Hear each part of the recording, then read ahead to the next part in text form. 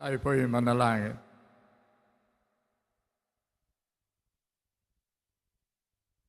Diyos, salamat po sa dakilang araw na ipinagkaloob mo po sa amin. Salamat po sapagkat ikaw ang dahilan ng aming pagpaparito. Ikaw rin dahilan na kami ay nanambahan sa inyo sa Espiritu at sa katotohanan. Salamat po, Diyos, na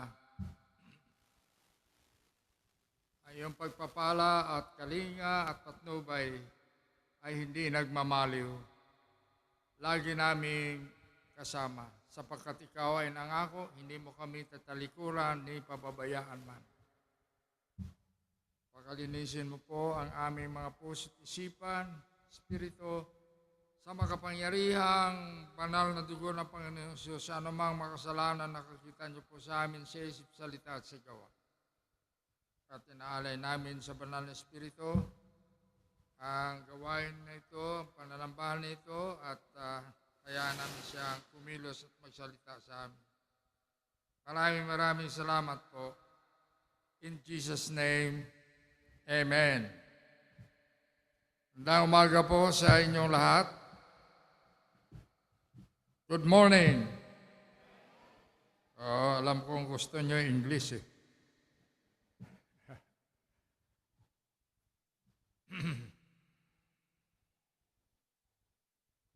Sino po ang nakakapansin ng kapaligiran?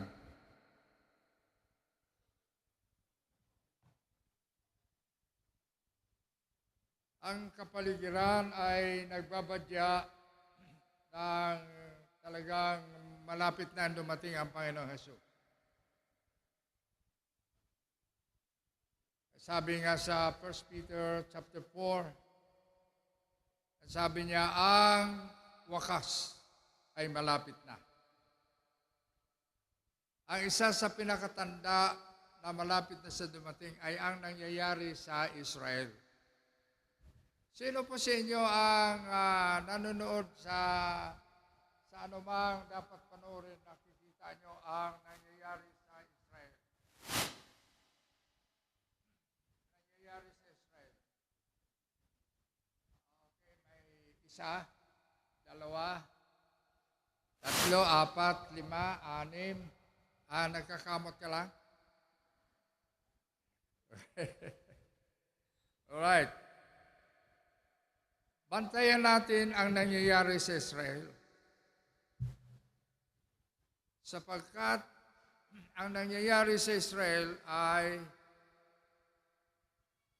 hindi lamang fulfillment ng prophetic declaration ng Lumang Tipan, kundi ang nangyayari sa Israel ay pagbubukas ng ating mga mata. At ng ating mga ng pagbalik. Decoration lang pala ito.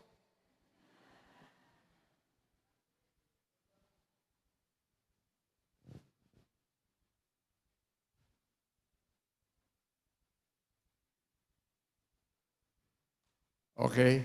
Oo, yan pala eh. Salamat ah. Ang nangyayari sa Israel ay pagbubukas ng ating pananaw sa tinatawag natin na the last day of the last days. O sa tinatawag natin the end times. Ang sarap magturo niyan. Kaya lang, iba ang ating topic ngayon eh. Pero babanggitin ko lang. Siguro, Pastor, sa susunod sa Sunday School, pumunta kayo, tuturo ni Pastor kung ano po yung the last day of the last days. At hindi na tayo, sabi na maraming mga Bible scholars, hindi na tayo ngayon nakatayo sa last days. Tayo ay nakatayo sa last day of the last days. Nakuha niyo po yon? The last day of the last days. Hindi na tayo nag-aabang ng last days. Inaabangan na lang natin ang the last day of the last days. Ibig sabihin, bukas na sa atin ang panoramic view. Alam ba natin, ibig sabihin ng panoramic view? Ano sa Tagalog yan, Pastor? Panoramic view. Joy, ano sa Tagalog yung panoramic view? Hindi nyo alam? Ang ibig sabihin, pag sinabi natin panoramic view ay panoramic. Ang kamera natin minsan ay may tinatawag na panoramic. Mahaba at malapad.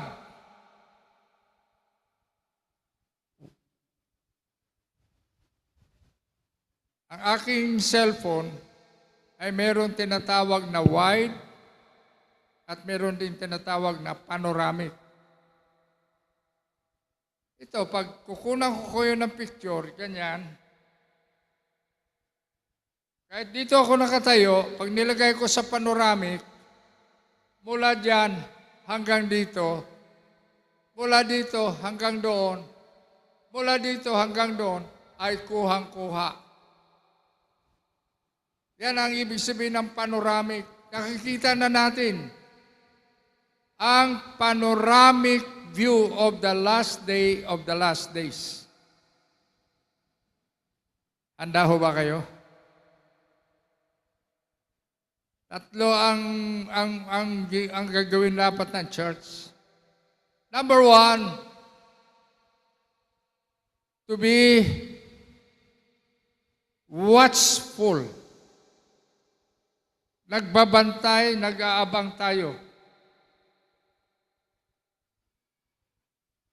Pangalawa, ang dapat gawin ng church ay to be working. Ayan ang sinabi niya sa Luke, chapter 19, verse 7. Occupy till I come. Magmasipag tayo, lalo na siya ay darating na. Maggagawa tayo ng dapat natin gawin habang naghahanda tayo. Habang nagwa-watch tayo. Maging katulad tayo ng the other 5 virgins. The other 5 virgins ay yung nakahanda. Ang kanilang ilawan ay nakahanda. Ang kanilang langis ay nakahanda. Pero yung 5 foolish, ang tawag ay 5 foolish virgin, nakakampante lang sa buhay. Madali lang yung pagdating niya, labas tayo, welcome natin. At nang i-announce na dumating na siya, yung 5 virgin ay lumabas, handang-handa, nasalubungin siya at dala-dala nila ang kanilang mga lampara na puno ng langis. Yung 5 naman, kandara pa, ay wala pala tayong gas. Tinawag yung 5, pahingi, share naman ng gas.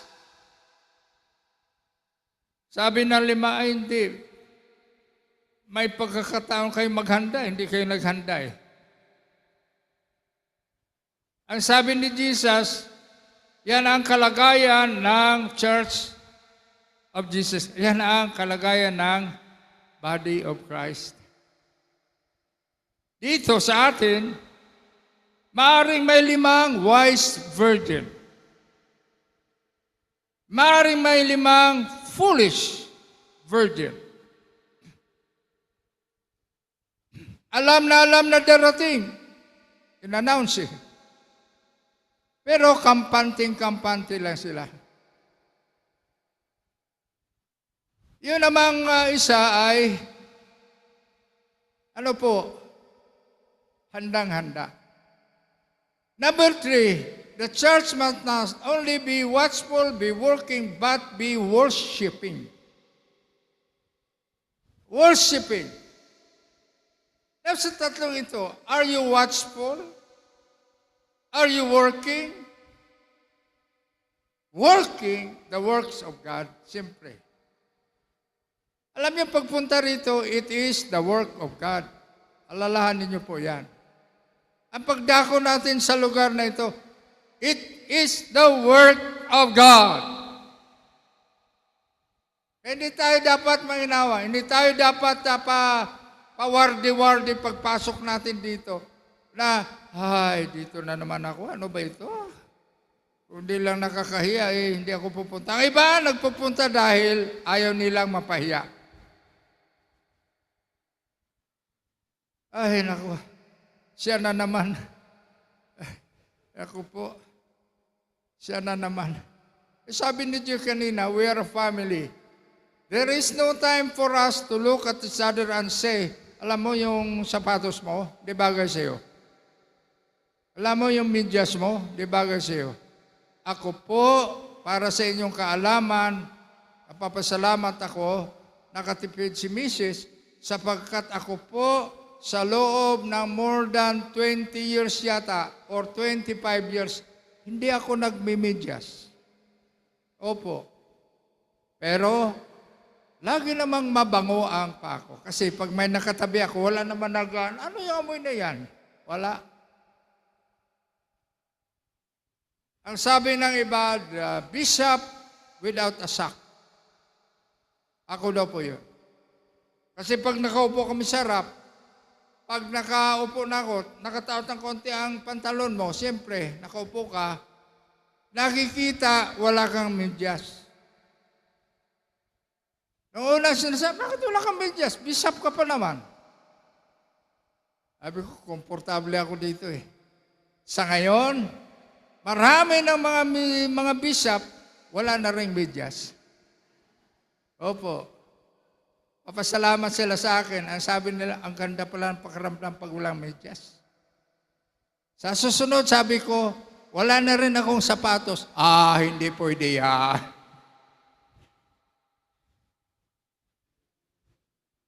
To be watchful, to be working, and to be worshiping. Ang dali tandaan, 3 W lang, di ba? To be worshiping. Today, we are at worship. Huwag niyo lalahanin na, apunta kayo dito dahil Sunday. No. We are here to worship the living God. Pag hindi yan ang ating attitude, ang ating puso, we are wasting our time. We are wasting our time. Pupunta kayo dito, hindi nyo alam dahilan, problema yan. Pumupunta tayo dito primarily to worship God. Sabihin mo siyang katabi, we worship God. We worship God.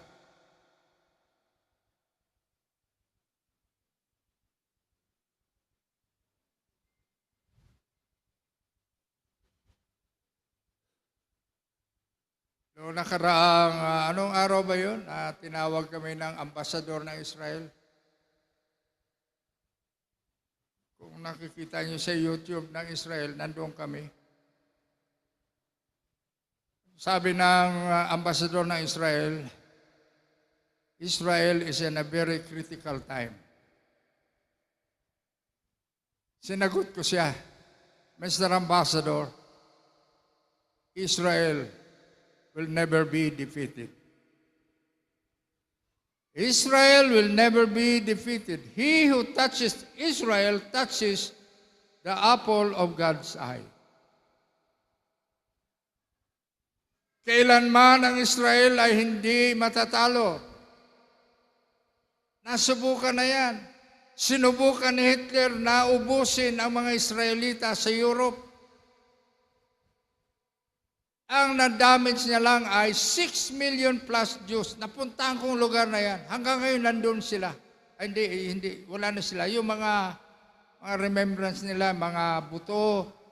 Grabe ito, isang building na ito. 4 na laki na building nito, puro buto. Isang building na puro mga gamit. Hindi sila nakakaligo kaya sasabihin ng, mga German, maligo na kayo. So papasok sila sa train, may shower nga. Pero, lalabas na yung gas kasi yung train na yun pala ay gas chamber. Pagdating nila sa kanilang pupunta, patay na lahat yun. Pero,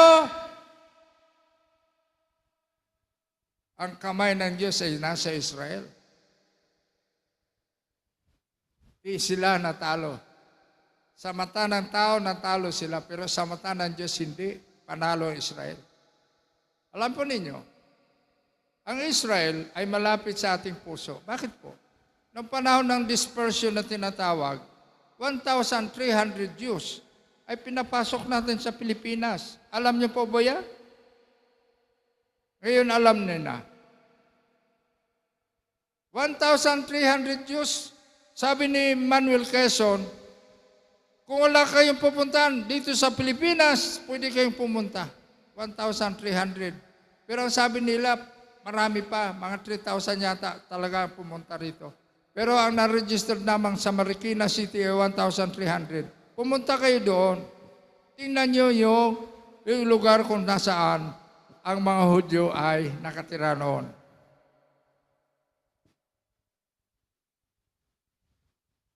That's one. Two, bakit malapit ang Israel sa atin? In 1947 or 1948, nagkaroon ng butuhan kung ang Israel ay maging isang bansa. Kulang ng isang boto para maging bansang Israel. Guess, sino po ang isang boto na yan na nag-cast para ang Israel ay maging bansa? Alam nyo? Ang Pilipinas. Ang Pilipinas. Sabi ni Quezon, kay Romulo, ang noon, sinabi ko kay Congressman Romulo yan, na speaker ko, nandun kay. Sabi ko, Congressman, alam mo ba? Yung uncle mo? Sabi niya, hindi po, lolo ko po yun. Yung lolo mo ay ginamit ng Pangulo ng Pilipinas para sabihin siya, bumoto ka para sa Israel. So tumayo siya, I cast my vote in behalf of the Republic of the Philippines for Israel to become a nation. Wow! Wow! Ganyan ang ating relasyon sa Israel.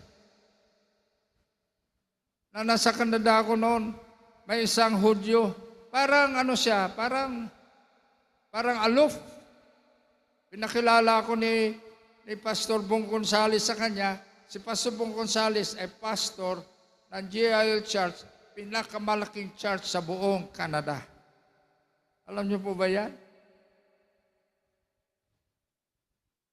3 ang services niya. Sa umaga, 3,000 plus.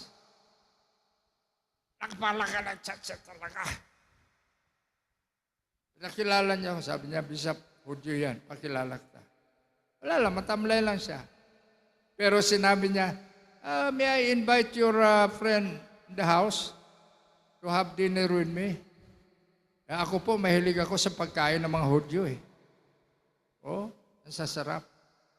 Lalo na yung tinatawag nila yung tinapay ng Hudyo. Johan, ano nga tawag sa tinapay ng Hudyo? Pandesal. Okay, pandesal.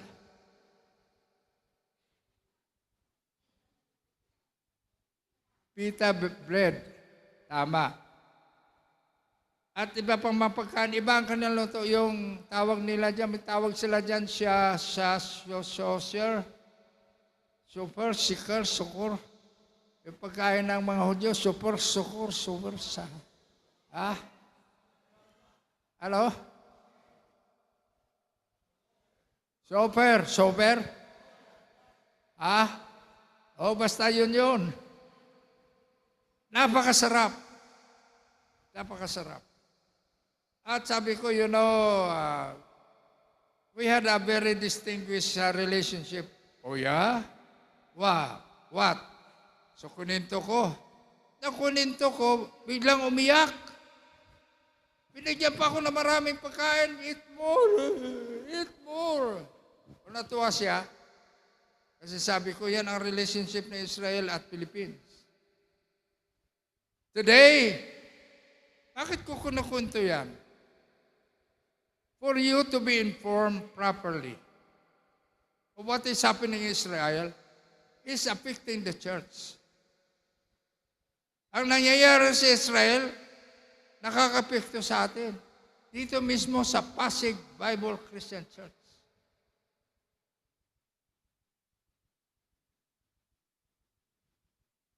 Sa United Nations, they condemn Israel. So sa Security Council, nagboto sila to condemn Israel. Pero may role ang Security Council.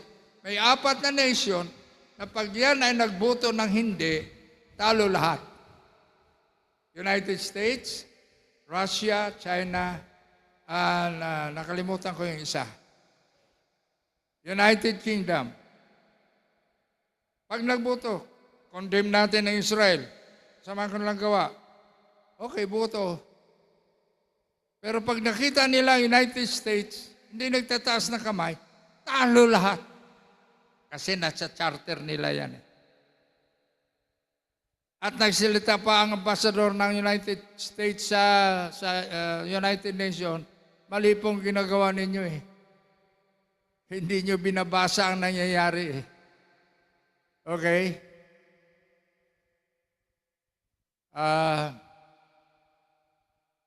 Pastor, gusto ko pa sana habaan itong istorya natin sa Israel eh, pero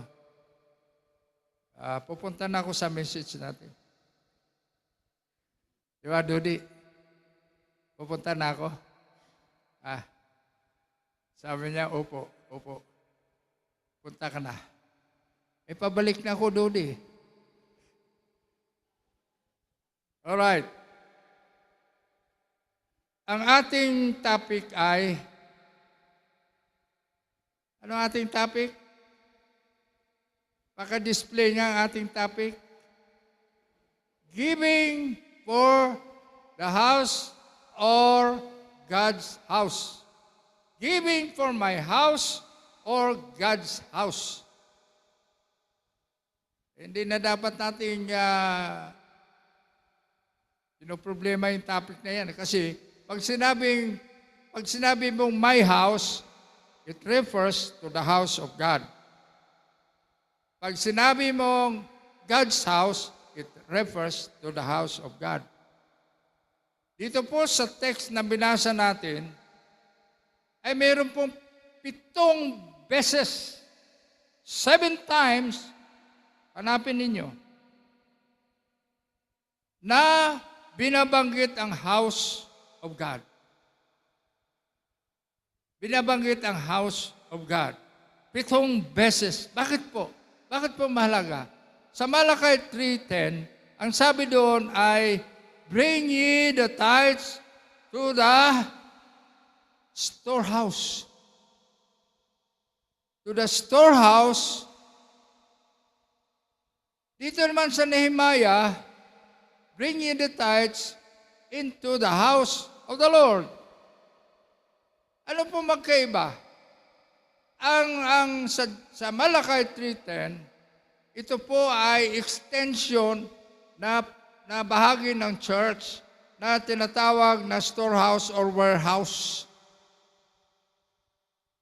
Na ibig sabihin, doon dinadala lahat ng mga Levites ang mga harvest. Kasi noong unang panahon, ang mga harvest, mababasa natin yan sa binasa sa atin, mais, rice, kamote. Ang sarap ng kamote kanina. Kumain ba kayo? Kumain kayo ng kamote para hindi kayo mangamote. Oh. Okay? Sarap.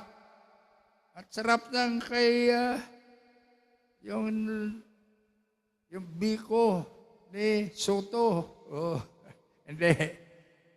Biko yan ni Sister Salvi. Sarap magluto ito ng biko eh. Sana tayo sa Biko.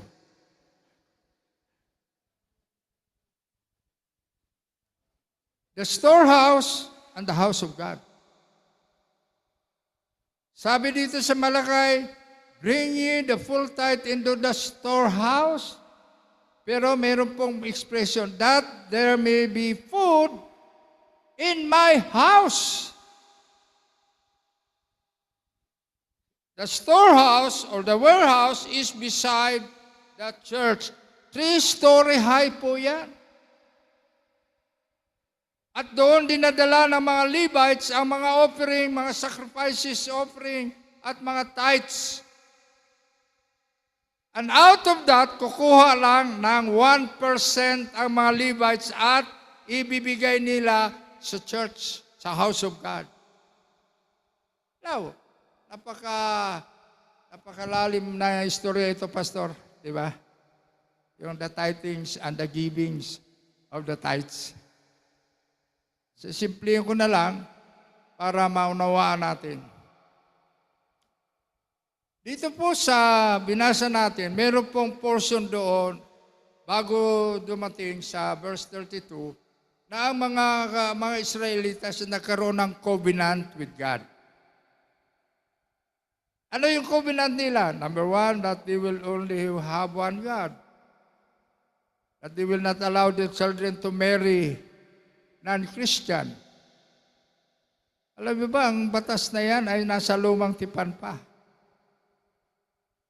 Na mga Kristiyano ay hindi dapat sa mga di-Kristiyano.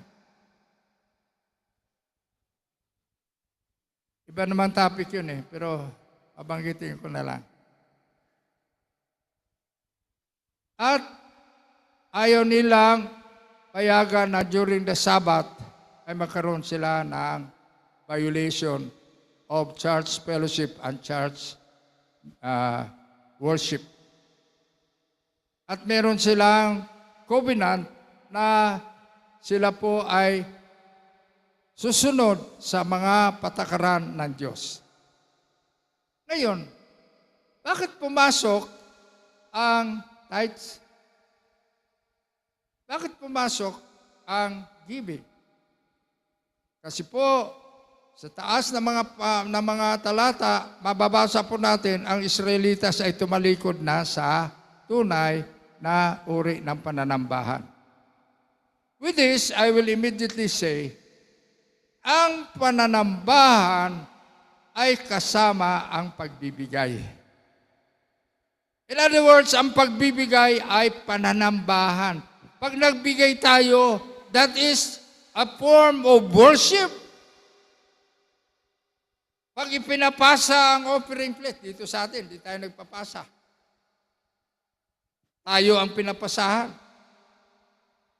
Bakit? Nakatayo lang ang offering box doon, di ba? Yan doon, tinuturo ni Elder Mel. Diyan ba ang offering box? O yan, sa likod niya. Pero ang sabi sa Old Testament at sa New Testament, mamaya makikita natin, ang pagbibigay ay pananambahan. Huwag kayong magreklamo na pag sinabi mag-offering tayo, dito wala tayong ganyan Sa iba, masiglang-siglang church, ang sigla talaga ng pananambahan. Pag sinabi na ng EMC, at ngayon po, ay kukunin na natin ang ating offering at ating mga tithes, biglang nananahimik. Nananahimik, walang kibuan yan. Bahala ka dyan. Ganyan. Naalala niyo yung isang aeroplano, magka-crash na. Sabi ng piloto, meron ho bang isa dito na pwede makapagpabigay ng comfort at peace sa mga pasahero? Nagpapanik nagsisigawan magka-crash na nga Sabi ng pastor, ako po, sige po, kukunin mo yung microphone. Kasi sa airplane, di ba may microphone? Magka-crash na nagpapanik na sila, nangangatakot na sila Sabi ng pastor, mga kaibigan, kukuha po tayo ng offering. Biglang nanahimik. Biglang nanahimik. Biglang talagang sila. Wala na. Bakit? Mag-o-offering. Ibig sabihin, mamamatay ka na lang. Pag narinig mong offering, magiging indifferent ka. Ay, offering na naman. Mamamatay na lang ako. Offering pa rin. Pero ang sabi ng ating talata, the offering is given what? To feed the house of God. Hindi yung house, kundi yung mga taong naglilingkod sa Panginoon. The priest, the Levites, sila po yung naka-assign na tumanggap ng 100% at tithes and products and harvest sa storehouse. Kukuha ang Levites ng 1% lang. Hindi ko natanong sa ating treasurer kung ilan ang percentage dito sa ating church ng ating tithes and offerings. Alam ka ba, ilan percent ang tithes and offering natin for our church operation? Ang normal po actually, ang normal for church operation, kasama na yung mga pastor na bibigyan ng love gifts at saka iba, 85%. 85%. Ngayon, bakit mahalaga itong sinasabi na magbibigay kayo sa aking bahay? Today, ang bahay na yan ay represented by this edifice. Ang mga Katoliko, maganda ang tanaw nila sa simbahan nila eh. Kaya behave sila, wala silang pagpasok sa simbahan kasi sinasabi ng pare, bahay ito ng Diyos. Bahay ito ng Diyos. Tanong ko sa inyo, totoo ba yan? Itong edifice na ito ay bahay ng Diyos? Bahay ba ito ng Diyos? Kung bahay ito ng Diyos, bakit pagpasok natin ay kulani ang ating mukha?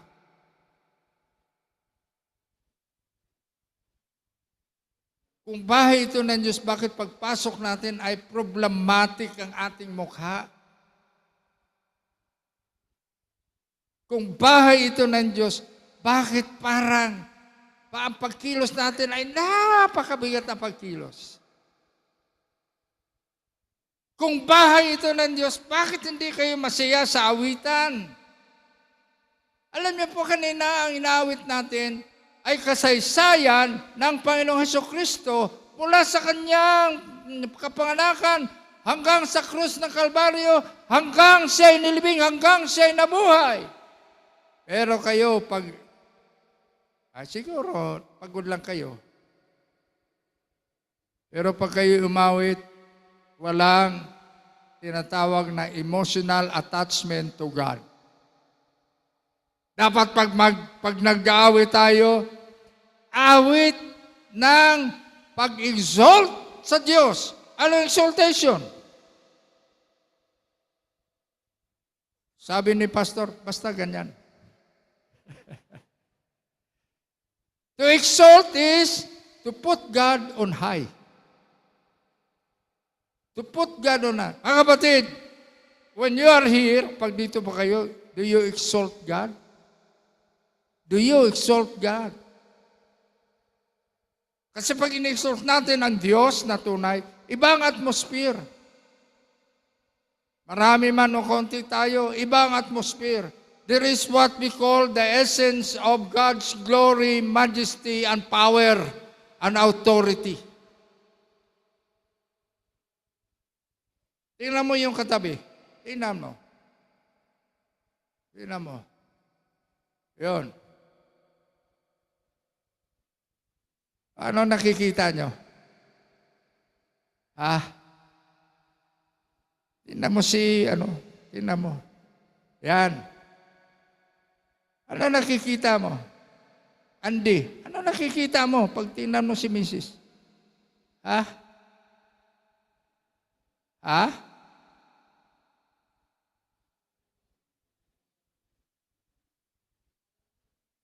Malungkot?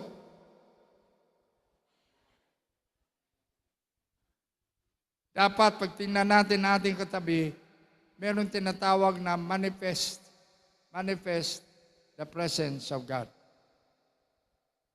Manifest, nakikita.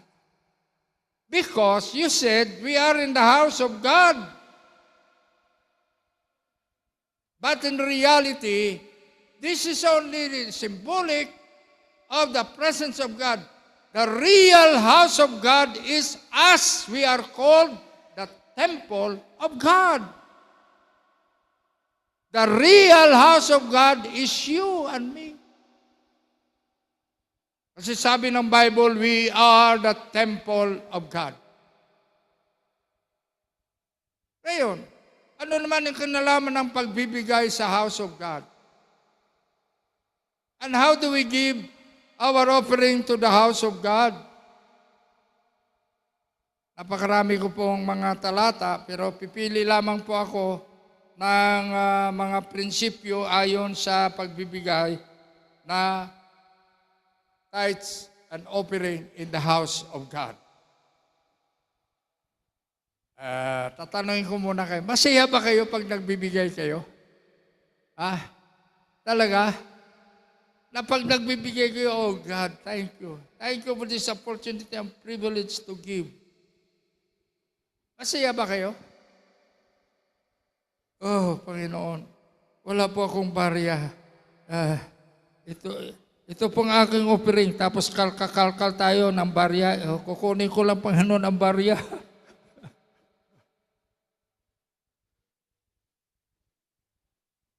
How do we give? What is tithe? Una pala, i-define natin ang tithe. Ang tithe ay 10% of all that we have na pwedeng ibigay sa Diyos. Money, goods, sapatos. Bigyan nyo nga ng malambot na sapatos si pastor. Malambot talaga na komportable. May bagong sapatos ngayon na pastor. Yung tinatawag na slip-in.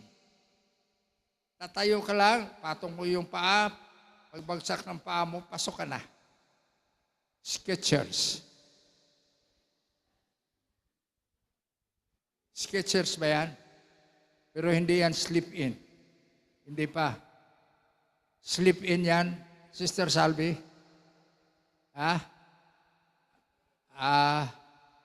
Sa loob, malambot, magaan. Okay. Pang-offering mo yan ngayon. Okay? Pero pag-pray nyo, si pastor, nang pumunta sa kanina sa aking tabi, magang-maga ang paa. Kasi matagal po siyang tumayo. Bawal sa kanyang tumayo. Pagkagising niya, kasi hindi siya tumatayo, normal ang kanyang paa. Pag tumayo na siya at nagsimulang lumalakad, lumulubo din ang kanyang paa. Bakit po? Ang sabi ko kay chairman, sabi ko, si pastor kasi, he is invading the territory of the enemy. He is entering into the realms of the power of darkness. Gagalit ang mga Nagulat nga ko, pati mga espiritista pinupuntahan niya Sino po ang espiritista dito? Pero ba? Kaya, ako sabi ko kay chairman mo, spiritual battle yan Ginalaw niya ang tinatawag na the territory of the enemy. Nandun siya, nakipagbakbakan siya. Naalala ba natin siya panalangin? At tingnan nyo, matagal na yan. We cast out that sickness by the blood of Jesus and in the name of Jesus, we cast out. Whatever influence of the enemy against that foot, be healed in the name of Jesus. By the stripes of Jesus, you are healed. Amen and amen.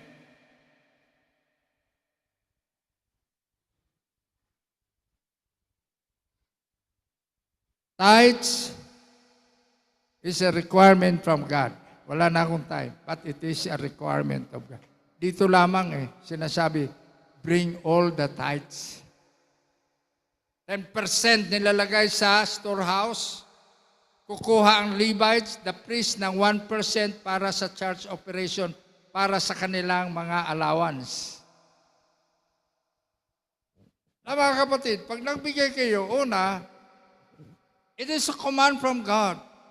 Bring you all the tithes. Dalhin nyo lahat yan. Tinanong si Jesus, sabi niya, ang mga alagad mo nagtuturo ng tithing, okay ba? Sabi ni Jesus, of course. Tama yan. Maraming mga churches na na-open, pag ang pastor ay nagtuturo ng tithes, ay naku po, yung pastor na yan, pera-pera lang yan kapatid, hindi para sa pastor yung tithes. Yung tithes na yan para sa Diyos, ibalik ninyo sa Diyos yan. Ibalik natin sa Diyos ang para sa Diyos. Sabi ng mga tao kay Jesus, ito pera ito. Ito ba ay para sa Diyos o para kay Caesar? Sabi ni Jesus, halika nga, tingnan ko yung pera na yan. Kaninong picture ito? Sabi nila kay Caesar. Walang problema. Render unto Caesar the things that are of Caesar's, and render unto God the things that are for God. Kaya wag tayong manghina ng loob na po, ano ba itong church na ito? Kukunin ang tithes ko. Hindi po namin kinukuha, mga kapatid. Intindihin po natin. Sabihin mo sa iyong katabi, hindi po natin kinukuha ang pera mo. Sabihin mo sa iyong katabi. Yan. Lako ang tamlay. Hindi po natin kinukuha. Sabi ng isa, hindi po natin kinukuha ang tithes, ang pera mo. Pero yung utang mo, babayaran mo Because the tithes belongs to God. Kaya sa Malakay 3, ang sabi ng mga tao, sabi ng Diyos, you are robbers. Mga magnanakaw kayo. Sabi na, saan ka namin ninanakawan? Ninanakaw nyo ang tithes and offering. Pag hindi nyo binibigay, magnanakaw tayo. Sabihin ninyo, mahirap. Ito na, papunta na ako. Mga talata muna. Matthew 6:1-4, kung anong ginagawa ng kanan, huwag ipaalam sa kaliwa. Bakit po? Kasi merong nakakatingin at nakakaalam ng ginagawa mo. Ano yun? Ang Diyos. Huwag mo dapat sabihin, ginawa ko ito Ako ang gumawa niyan Hindi po. There is God who sees. Mayroong Diyos na tumatanaw. Merong Diyos nakakakita sa iyo.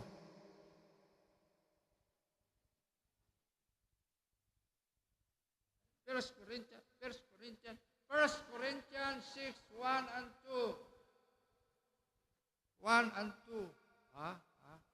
Wala na.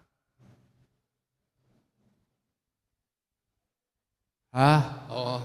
Palit. 1 Corinthians 6:1-2. On the first day of the week. Ngayon, ano ang first day sa atin? Thank you. Ano ang first day natin? Hindi. Tama yan. Pag kalendar ang pag-usapan natin, Monday. Pero sa atin, ano ang first day natin? Sunday. Sabi ni Paul, on the first day of the week, what you have saved for the tithe, you give it. Tinuruan sila ni Pablo, mag-save kayo. Kasi ang hirap magbigay ng tithes. Hindi kasi kayo nagsisave. Pagdating ng allowance nyo, take out the tithes. Tago nyo yan. Ang prinsipyo ng economic usage of money sa mga Kristiyano ay ito po. Iwan ko kung alam nyo na po ito. 60, 30, 10. 60, expenses nyo.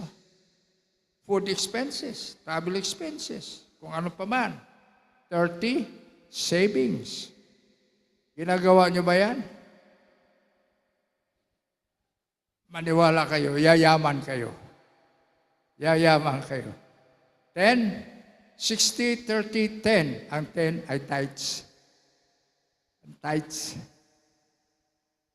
Sa 60 na yon, hindi naman nauubos yan eh. Dahil mayroon pa kayong reserve ng ginastos nyo nung the other month. Kung anong ginastos yun, may mga sobra yan eh. So yung 60, pag ginamit mo, nababawasan din, mayroon ka pa rin extra saving. Tama ho ba? 60, 30, 10. Ang iba sabi, hindi, may o sige, gawin natin. 70, 20, 10. Okay ba yan sa inyo? Okay ba? 70, 20, 10. Okay ba yan sa inyo? Okay ba?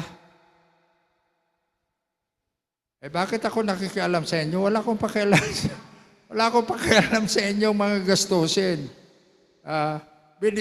Ano po? Wow! Tumayo ka nga, pagsigawan mong sinabi mo. Ang kanya ay 90-10. 90-10. Oh, grabe ah. Grabe ah. Busog na busog kayo ha. Pero, nasa inyo. Nasa inyo. As long as the tithe is the tithe. Ayun na oh. Ako nagsasuggest lang ha. Hindi ko sinasabi na talagang gawin nyo yan. Pero kung gawin nyo, maigi. Maigi. Ha? Ano po yun, sister? Ha? Ano sabi?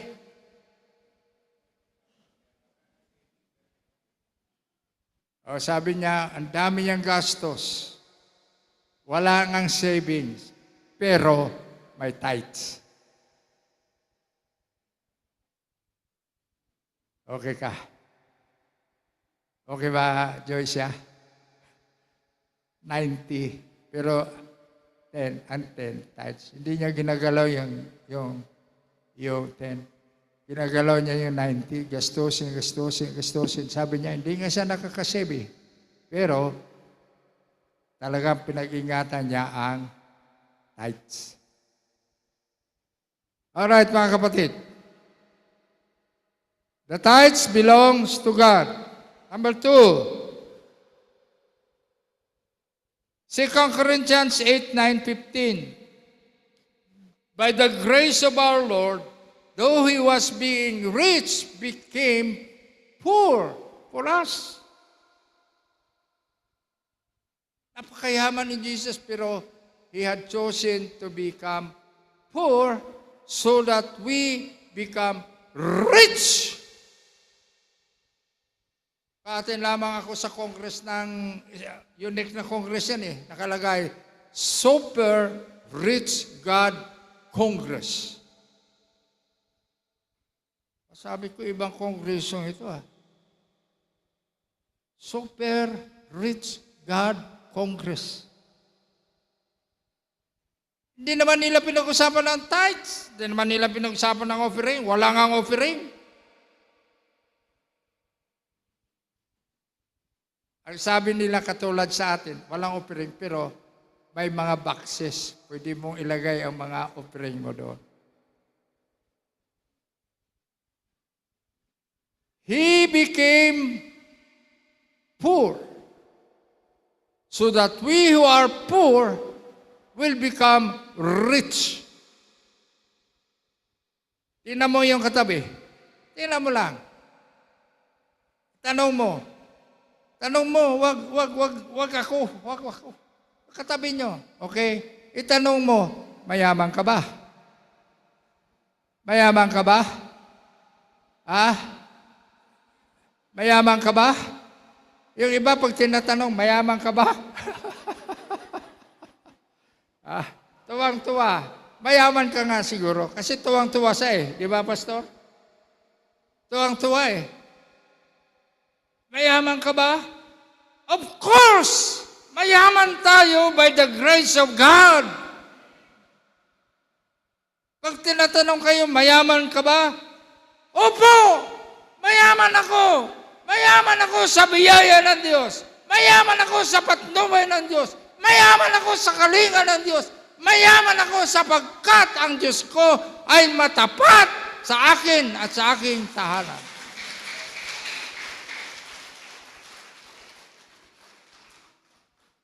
Huwag tayong mahiya na magsabi mayaman tayo. Pag sabihin mo, opo, mayaman ako, tapos titingnan ka, bakit ganyan suram? Bakit ganyan suot mo? Ang sagot niyan ay, hindi mo nakikita ang tunay ko na pagkatao.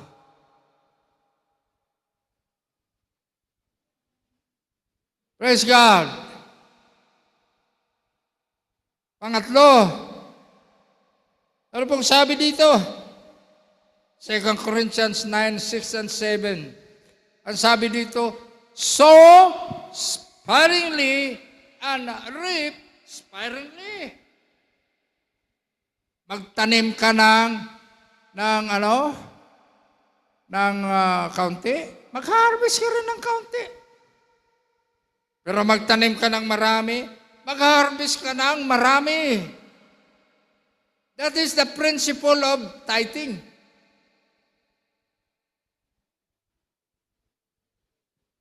Hindi naman sa magbayabang. So kasana mong patotoo, pero wag na. Wag na. Ano pa bang sabi dito? Giving is not under compulsion. Walang pilitan. Pag naintindihan natin ang pagbibigay natin ay para sa Diyos, hindi ka na dapat pilitin. Hindi ka na dapat itulak. Kasi alam mo, para sa Diyos yan Para sa gawain ng Diyos yan Magbigay ka. Bigay na naman to kulang na nga budget ko Ba? Napaka-thousand and thousands of Christians. Ang patotoo, I was so poor. Pero nagbigay ako, God blessed me. Pinagpala ako ng Diyos. Sa paanong paraan? Siya lang makagawa niyan.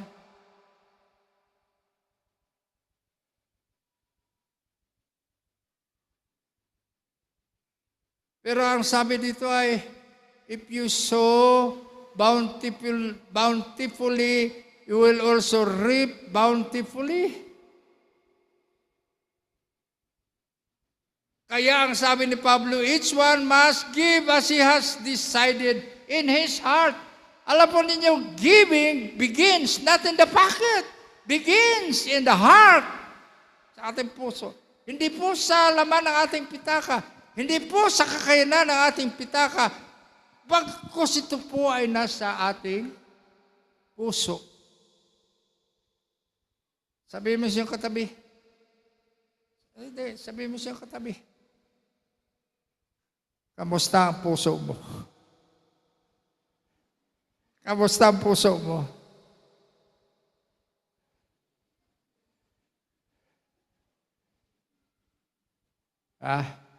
Yung iba naglalambingan. Puso ka. Huwag kang pumunta sa ospital. Katulad ng patotoo ni Andy. It begins from the heart. Sabi ng Bible, what is in the heart, the mouth speaketh.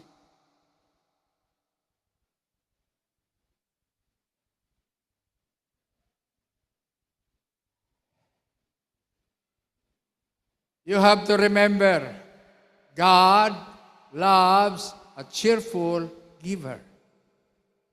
O, tingnan niyo ulit yung iyong katabi. Tingnan niyo ulit. Sabi ng Diyos, God loves a cheerful giver. Tingnan niyo ang iyong katabi. Masaya ba? Masaya ba? Cheerful ba? Cheerful. Meron ba? Cheerful ba? Yung iba mapalad, walang katabi. Cheerful naman ako Kahit wala akong katabi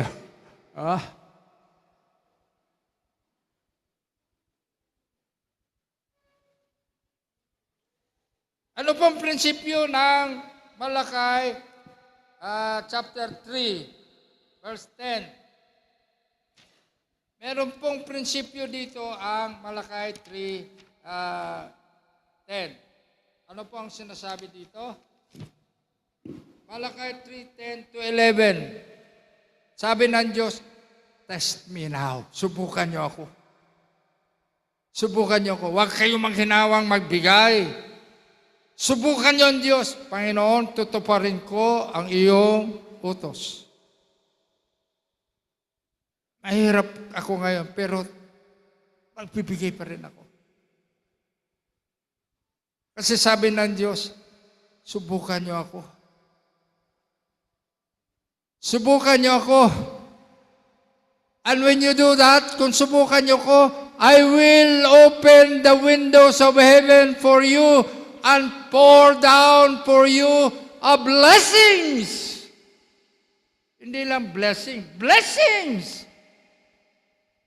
Kung paano umulan, nagbukas ang langit at umulan ng napakalakas na tubig, yan po ang ibinilarawan dyan. The opening of heaven is also the opening of blessings. It is the opening of curse. Doon sa kay Noah, ayaw ng tao makinig Ayaw ng tao makinig. Pero ang sabi ng Diyos sa inyo, subukan mo ako. Subukan mo ako. Harapin mo yung katabi. Sabihin mo, subukan mo ako. Sabihin mo, lakas, subukan mo ako. Sagutin mo, at mabibigo ka. Bakit? Hindi naman yan Diyos Ang Diyos ang nagsabi subukan mo ako. Subukan mo ako, and I will open the windows of heaven and will pour out great blessings upon blessings, blessings upon blessings, because that is the covenant of God. Covenant ng Diyos yan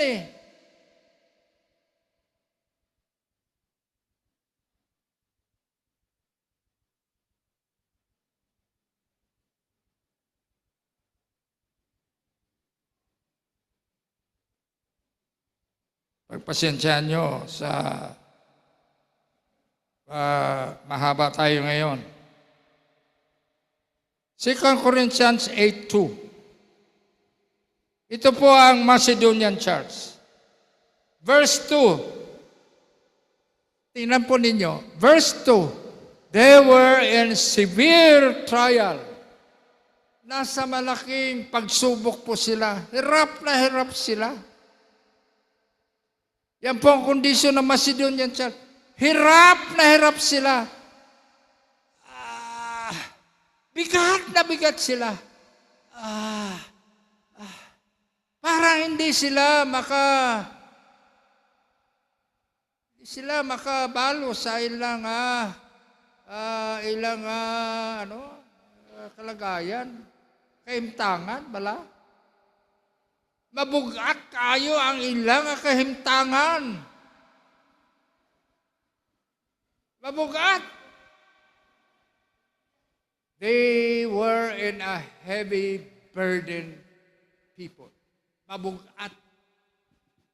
Kaya mayroong nagsabi sa amin na, I cannot agwans the penitence of this world. I cannot agwans. Ang agwans, hindi ko matiis, hindi ko magwanta. Shortcut ng agwanta, agwans, penitence, the penitentia, the suffering of this world. But God is good.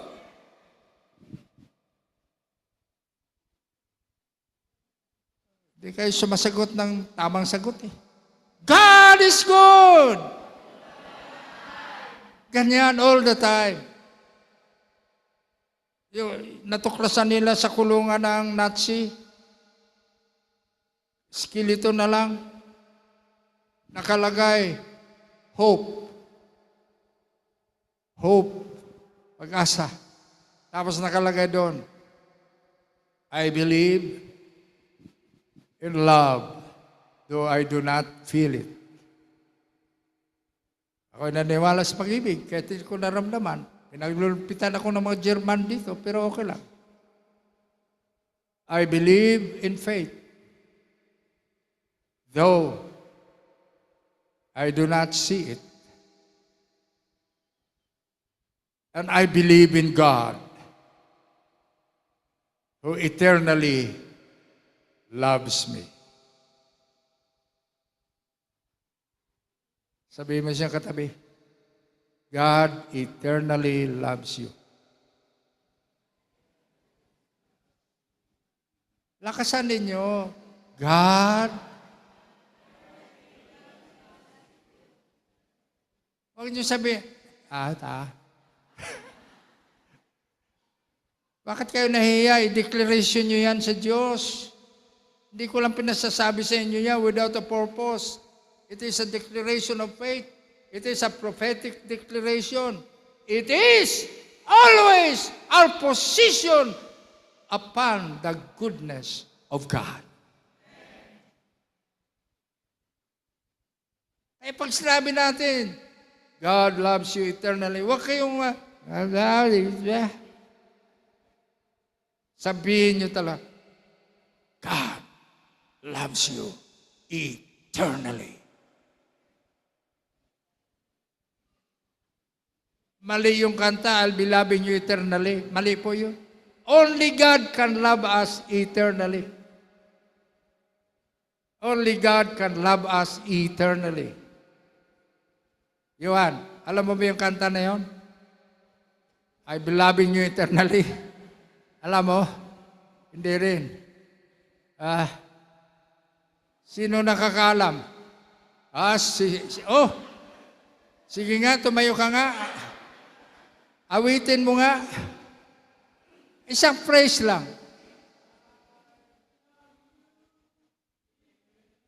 Oh, galing. With the love that's true, eternally, to the skies should fall, and have the punching hoyocha, o chopochi, poripochi, pochi, brochi. Oh.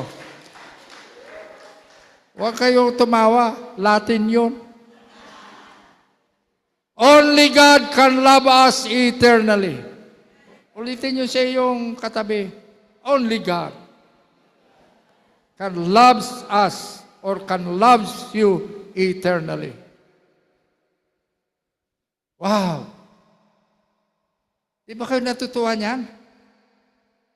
Kanina pa ako nagpipres dito, ang mukha nyo mabigat pa rin. Hindi ko na alam kung anong gagawin ko para sumaya mukha nyo. Kasi pag dumating kayo dito, maputla at malungkot ang mukha nyo, it will be throughout the worship service. Pero pag pumasok kayo dito at masaya kayo, at may nagtanong, bakit kayo masaya? Bakit hindi? Talagang masaya ako. I am here in the house of God.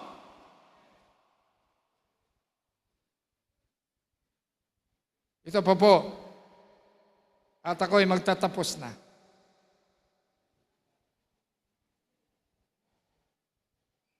Actually, ang aking message ay hindi po yung is it the house of God or the house of God?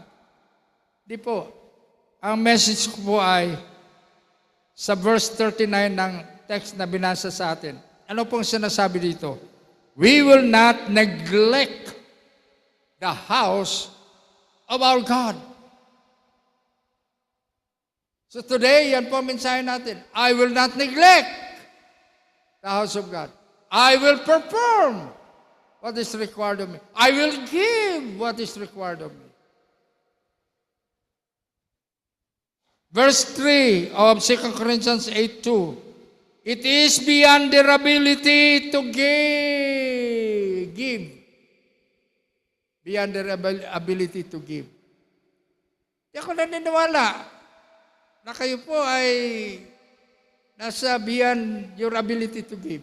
You have all God's resources to give. Ito pa po ang kalagayan ng Macedonian Church. And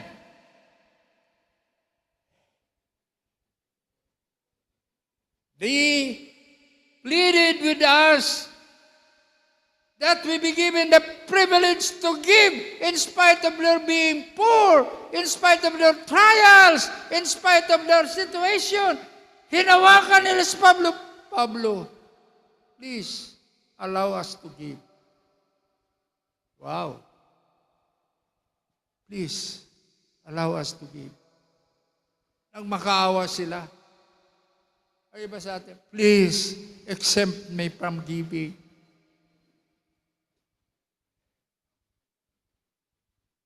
Let's have that attitude. God, allow me to give. And when that is a sincere prayer by faith, God will provide for you in order for you to give. Hindi kayo naniniwala kasi hindi nyo pa nasubukan. Sabi ng Diyos, subukan nyo ako. Come on, people of God, test God and you will not be disappointed. Hindi kami bibigo sa Diyos. Sabihin mo sa iyong katabi, hindi ka mabibigo sa Diyos. Sabihin ng misis, sabihin mo ng misis yung asawa, sabihin mo, lagi kang binibigo mo ako. Hindi naman, hindi totoo yan. Biro lang yan. Pero sa nagsimula ito, verse 5, they gave themselves first to the Lord. Yan ang prinsipyo ng tunay na pagbibigay. Ang una nating binibigay ay tayo. Pero nagpapas ng offering. Merong bata lumabas sa kanyang upuan. Kinuha niya ang plate ng offering. Inilagay niya sa sahig. At pinatungan niya ang offering plate. Sabi na nga, bakit? Wala ako may bigay. Ang aking sarili, ang aking buhay, ang ibinibigay ko sa Diyos. That is the principle of 2 Corinthians chapter 8, verse 5. They gave first. They gave first, not their money. They gave first themselves to the Lord. And when you do that, it is easy for us to give to the Lord. Lamang, respond.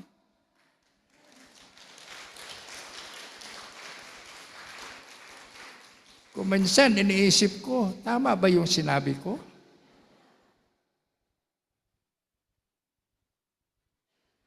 Ulitin ko po, when we gave ourselves to the Lord, then the Lord will give Himself to you.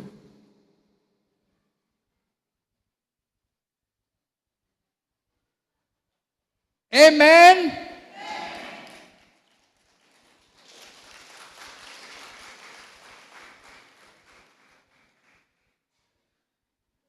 Nagtatapos na ako. Grabe. All smile lahat talaga. Lagi kong binabantayan yan. Pag sinabi ko magtatapos na ako, nakakahinga ng maluwag, nakaka-relax, nakakagana na umuwi na. at sinasabi, "Hay, natapos rin siya sa wakas." Alam niyo, pag nakikita ko ganyang attitude, pag sinabi ko ata ko magtatapos at all smile, nakaka-relax, nagsisimula uli ako ng aking mensahe.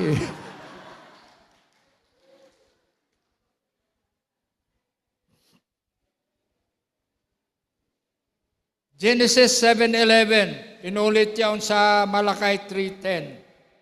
Genesis 7:11, I will open the window of heaven, and then I will pour out the bountiful, plentiful blessings beyond measure. Wow. Plentiful, bountiful, beyond measure.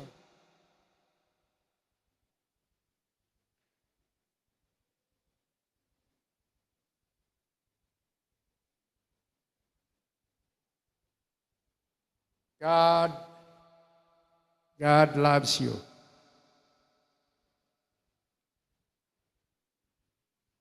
God promised that He will provide for us. My God shall supply all our needs through Jesus Christ, our Lord.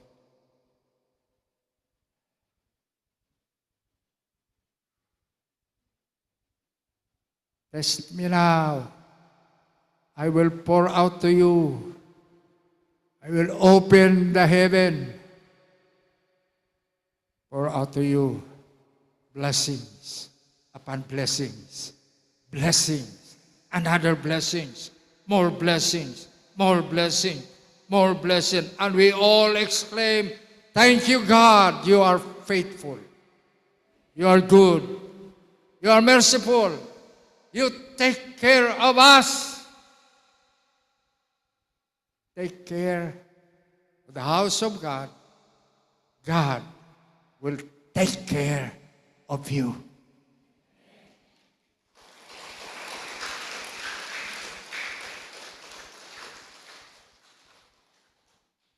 Hallelujah. God bless you all. Amen.